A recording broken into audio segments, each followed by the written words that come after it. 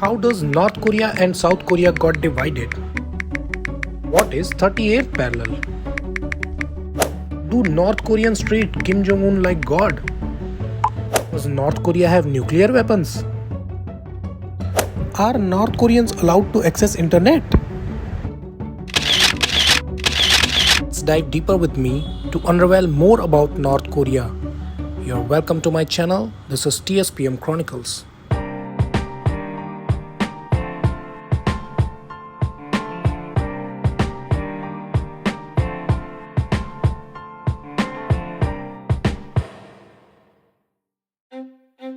We are going to unveil North Korea, which is treated as the most isolated nation in the world.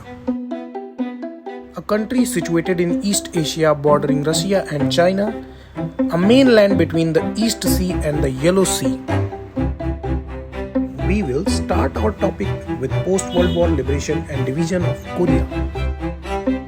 The Japanese occupation of Korea, which spanned from 1910 to 1945, was a dark chapter in the nation's history. During this period, the Korean people faced cultural suppression, forced labor, and the stripping away of their identity. The conclusion of World War II marked a turning point in 1945. Japan's defeat in 1945 marks the end of its colonial rule, giving Koreans a chance to reclaim their sovereignty. Surrender of the Empire of Japan in World War II was announced by Emperor Hirohito on 15th of August and formally signed on 2nd September 1945. The division of the Korean Peninsula was intended to be temporary, but it eventually solidified into two distinct nations, North Korea and South Korea.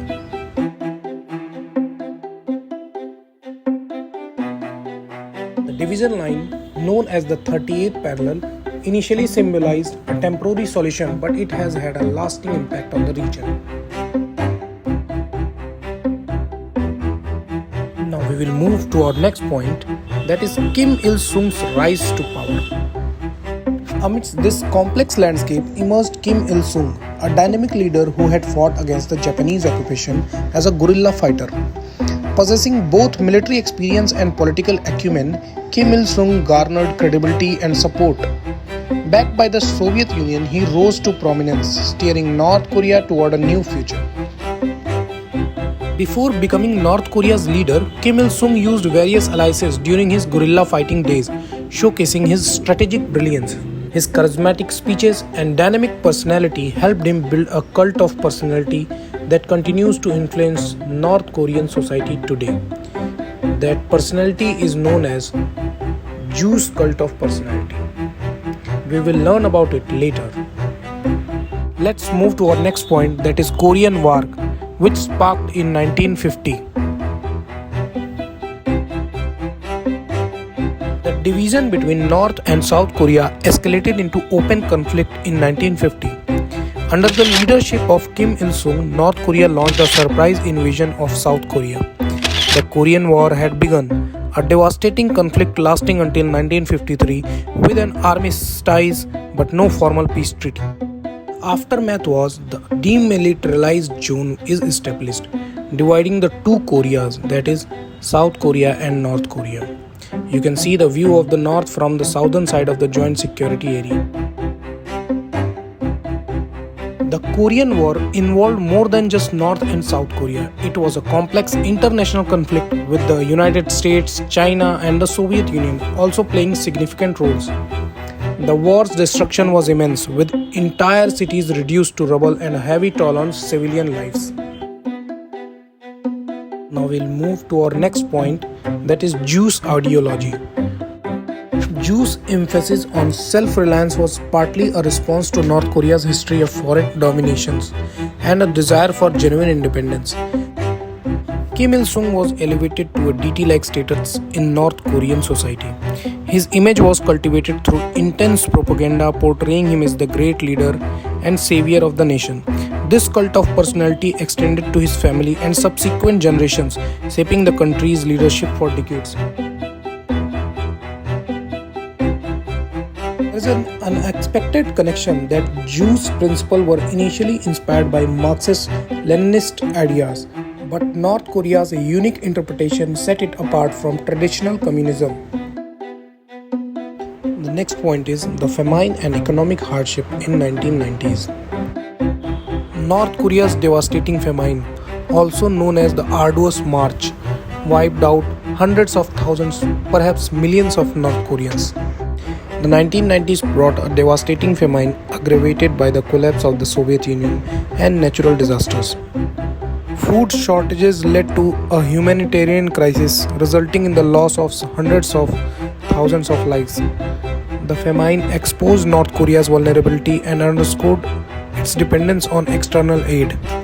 An eye-opening reality was the famine led to a drastic increase in the number of North Koreans fleeing the country, often enduring treacherous journeys in search of survival. Humanitarian crises were there. The famine's long-lasting effects still resonate today, shaping the North Korean society and its relationship with the outside world. Let's move to our next point, that is about the Kim dynasty. 3 generations of Kims have held the position of supreme leader in North Korea since the end of World War II and Korea's liberation from Japanese colonial rule. The first supreme commander was Kim Il-sung. Kim Il-sung was the founding father of North Korea, where he ruled from 1948 until his death in 1994. Second supreme commander was Kim Jong-il. Kim Jong-il reigned from 1994 to 2011. Kim Jong-il was son of Kim Il-sung, who served for 17 years until a fatal heart attack in late 2011. Leadership then passed to Kim Jong-il's 28-year-old son Kim Jong-un in 2012. He is the third supreme commander of North Korea, also known as a Mad Emperor. A new generation of leadership emerges with Kim Jong-un continuing his predecessor's policies. The world speculates on what this transition means for North Korea's future. Kim Jong-un's education included studying abroad in Switzerland, providing a glimpse into his early exposure to Western culture. His rise to power was shrouded in secrecy, with many questions surrounding his abilities and preparedness for leadership.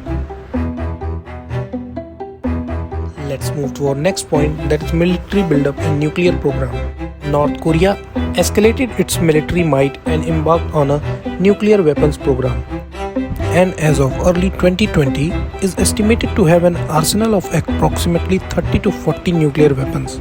North Korea has also stockpiled a significant quantity of chemical and biological weapons. In 2003, North Korea withdrew from the Treaty on the Non-Proliferation of Nuclear Weapons. Since 2006, the country has conducted 6 nuclear tests at increasing level of expertise, prompting the imposition of sanctions. The pursuit of nuclear capabilities generated international tensions and led to widespread sanctions. The world closely monitored North Korea's nuclear ambitions, raising concerns about regional stability. North Korea's nuclear program showed startling progress, significantly faster than anticipated, highlighting its determination and technological prowess.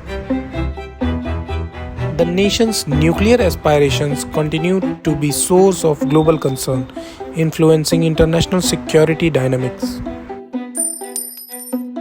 Let's move to the next point, that is international relations and tensions. North Korea maintains diplomatic relations with 164 independent states and bilateral relationship with the State of Palestine, the Sharabi Arab Democratic Republic and the European Union. North Korea has bilateral relations with major countries like Russia, China, India, Australia, UK, Brazil and Mexico. China is often considered to be North Korea's closest ally. China and North Korea have a mutual aid and cooperation treaty signed in 1961, which is currently the only defense treaty either country has with any nation.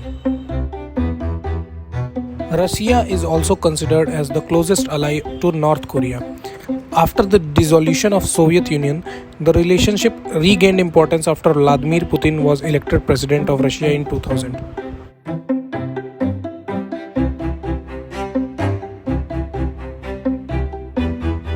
Relations between North Korea and the United States have been historically tense and hostile. There is no formal diplomatic relations between these two countries, although an indirect diplomatic arrangement is there. Means if both the parties have to talk to each other, they have to meet through a mediator. Diplomatic efforts such as agreed framework and six-party talks aim to ease tensions and denuclearize North Korea. Despite these efforts, provocative actions like missiles tests strain international relations. Now moving to our last point, that is myths and facts about North Korea.